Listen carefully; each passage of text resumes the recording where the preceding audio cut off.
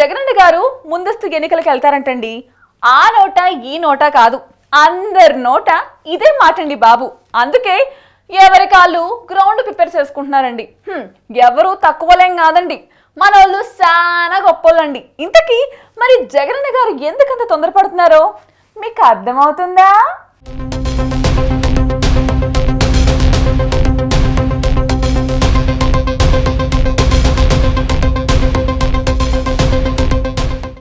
రెండు తెలుగు రాష్ట్రాలకు ఒకేసారి ఎన్నికలు జరగనున్నాయా అంటే అవునని అంటున్నారు. ఎందుకంటే ఏపీలో ముందస్తుకు జగన్ సేన సిద్ధమవుతోందని సంకేతాలు వినిపిస్తున్నాయి.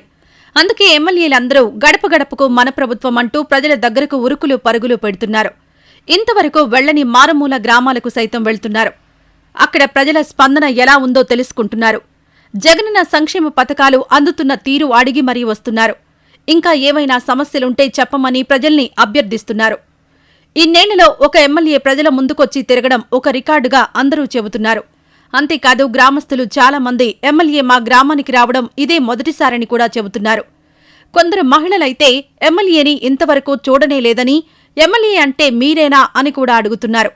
అంటే గడప గడపకు మన ప్రభుత్వం కార్యక్రమం ప్రజల్లో ఎంత ఇంపాక్ట్ చూపించిందో ఈ రిపోర్ట్ని బట్టి తెలుస్తోంది.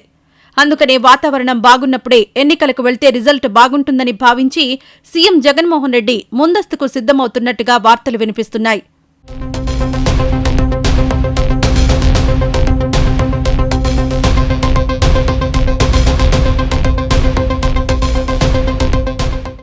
ఇటీవల చంద్రబాబు సభలకు జనం బాగా రావడం, ఎన్టీఆర్ శతదినోత్సవాలు ఘనంగా నిర్వహించడం, ఆయన పేరును ఎప్పటిలా ఎన్నికల సమయంలో తెరపైకి తీసుకురావడం కొంత వైసీపీలో ఆందోళన కలిగిస్తోందని ఒక వర్గం వ్యాఖ్యానిస్తోంది.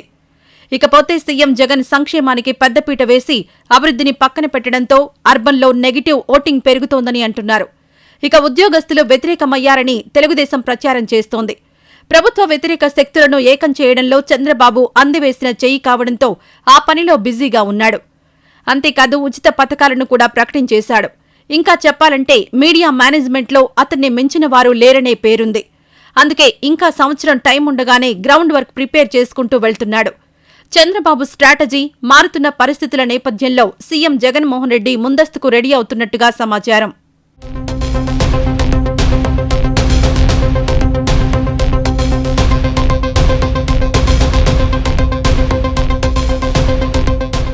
జనసేన తెలుగుదేశం పొత్తులు ఇంకా ఖరారు కాలేదు. వాళ్లు అడిగినన్ని సీట్లు ఇచ్చేందుకు చంద్రబాబు సిద్ధంగా లేరు. ఒకవేళ ఇచ్చినా అవెక్కడెక్కడా అనే దానిమీద క్లారిటీ లేదు. ఎందుకంటే తెలుగుదేశానికి బలహీనమైన స్థానాలు జనసేనకు కట్టబెట్టడానికి పథక రచన జరుగుతోందని ఒక వర్గం ఆరోపిస్తోంది. ఈ క్రమంలో ఓడిపోయే సీట్లు మాకెందుకని జనసేనాని అంత ఆసక్తి చూపించనట్టుగా తెలుస్తోంది. ఇంకా సీఎం పదవిపై పవన్ కళ్యాణ్కి మక్కువ లేకపోయినా అభిమానులు మాత్రం తీవ్రంగా ఆశిస్తున్నారు. ఒకవేళ సీఎం పదవిని ఇవ్వకపోతే రేపు వారి ఆగ్రహాన్ని కూడా తెలుగుదేశం నేతలు చవిచూడాల్సిన పరిస్థితి ఎదురవుతుందని అంటున్నారు. అప్పుడు జనసేన అభిమానులకు ఇబ్బంది కలిగితే పవన్ ఊరుకోడు. అది మళ్లీ రెండు పార్టీల మధ్య గ్యాప్ పెంచుతుందని అంటున్నారు. ఈ విషయాలన్నీ ఇంకా వీరిద్దరూ మాట్లాడుకోలేదు. అంతేకాదు ఒకసారి కలిసి ఉన్నప్పుడు సొంత పార్టీ నేతలే పవన్ కళ్యాణ్పై కామెంట్ చేస్తే చంద్రబాబు మౌనం వహించాడనే అపవాదులున్నాయి. పవన్ ని కామెంట్ చేసిన నేతలు కొందరు ఇంకా పార్టీలోనే ఉన్నారు, కొందరు బీజేపీలో ఉన్నారు. ఒక మాట ఎవరైనా అంటే కౌంటర్ ఇస్తేనే గాని ఊరుకోని పవన్ ఈ విషయంలో ఎటువంటి హామీ పొందాడు, రేపు అలాంటి అవమానం జరిగితే పరిస్థితి ఏమిటి అనే దానిపై స్పష్టత లేదు. ఏడాది సమయం ఇస్తే వీరిద్దరి మధ్య అండర్స్టాండింగ్స్ పెరుగుతాయని సీఎం జగన్ ఊహించారని అంటున్నారు. వదిలేస్తే మరింత స్ట్రాంగ్ అవుతారు. అందుకే ముందస్తుకు వెళ్తున్నట్టుగా చెబుతున్నారు.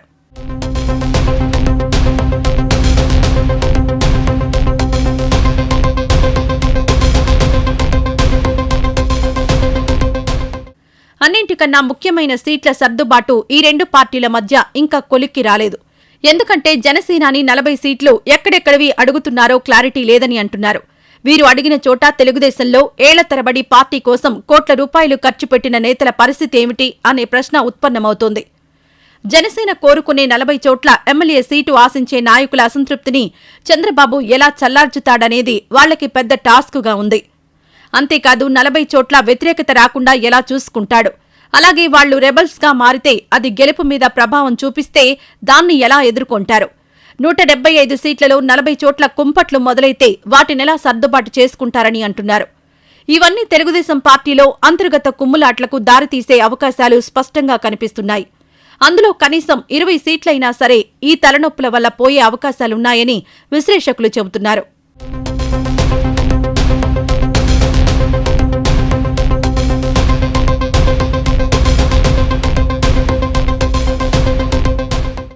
గది సంగతి. అందుకేనండి జగనన్న ముందుకెళ్ళిపోతున్నాడు. చూశారు కదండి ఎవరికి వాళ్ళు ఎలా స్కెచ్ లేపుతున్నారో. అందుకని జగనన్న స్కెచ్ జగనన్నదేనండి. ఏదైనా జగనన్న గాని ఒక్క స్టెప్ గాని వేస్తే మాస్ కదండి. ఇంకా ఆయనతో అందరూ వేయాల్సిందేనండి స్టెప్పులు.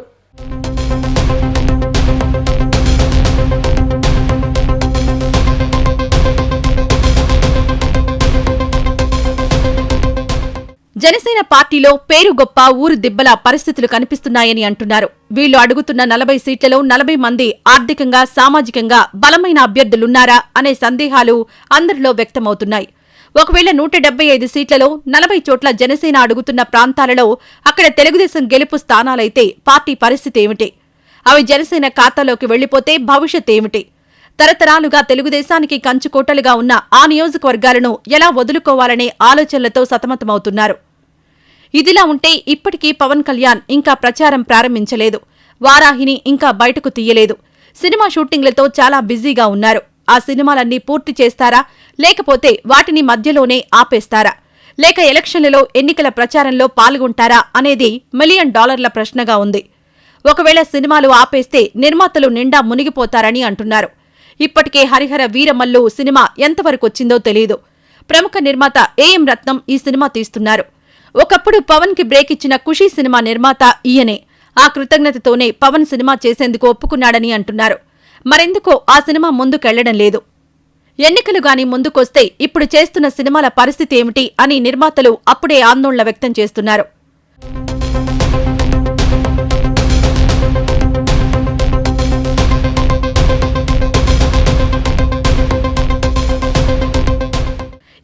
ఇవే సమస్యలను సీఎం జగన్మోహన్ రెడ్డి గమనించారు. ప్రధాన పార్టీలైన తెలుగుదేశం, జనసేన ఇంకా అంతర్గత సమస్యలతో సతమతమవుతున్నాయి. పవన్ కళ్యాణ్ సినిమాలతో బిజీగా ఉన్నాడు. చంద్రబాబు వయసు రీత్యా స్పీడ్గా తిరగలేడు. అంతేకాదు సీట్ల సర్దుబాటుని ఇప్పటికిప్పుడు సరిదిద్దలేరు. ఒక హడావుడి పెళ్లి చేసినట్లుగానే ఉంటుంది. ఇక ఏదో మొహమాటాలతో ఒక మాట అనుకుని ముందుకు దూకేస్తారు. అలా అసంతృప్తులతో ఏటికి ఎదురీదుతారు. వీటిని సీఎం జగన్మోహన్ రెడ్డి మాత్రం అడ్వాంటేజ్గా తీసుకుని చక్కగా పడవేసుకుని ప్రయాణం సాగిస్తారు.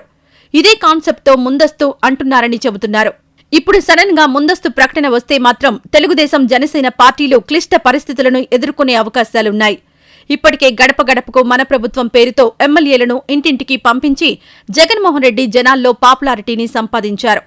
అంతేకాదు సంక్షేమ పథకాల్లో 80% మహిళలకు కేటాయించడంతో మహిళా ఓటింగ్ అంతా కూడా తనకే పడుతుందనే గట్టి నమ్మకంతో ఉన్నారు.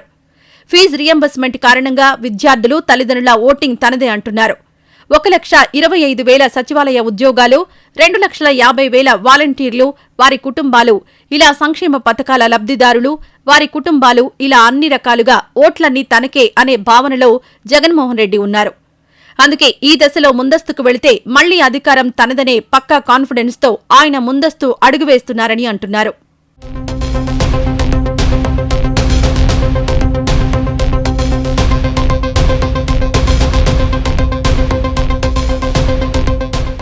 ఏదేమైనా ఇంకా ఇల్లు బట్టలు టంకుపెట్లో సర్దుకునేదే లేదు. అప్పుడే జగనన్న రైలుకి పచ్చ జెండా ఊపేస్తున్నారండి. ఇప్పుడు ఏటవుద్దండి, పెట్టెలన్నీ వదిలేసి ఉన్న పలంగా బండెక్కాలండి. అలా ఎక్కేస్తే మరి టికెట్ ఉండొద్దా అండి? మరి జనసేన టికెట్లు ఎవరు తీస్తారండి? ఆ 40 మందిని బండిలో ఎక్కనిస్తారా అండి? కిందకు తోసేస్తారా? ఇప్పుడు ఎన్నికల కోత మీకు వినిపిస్తుంది కదండి.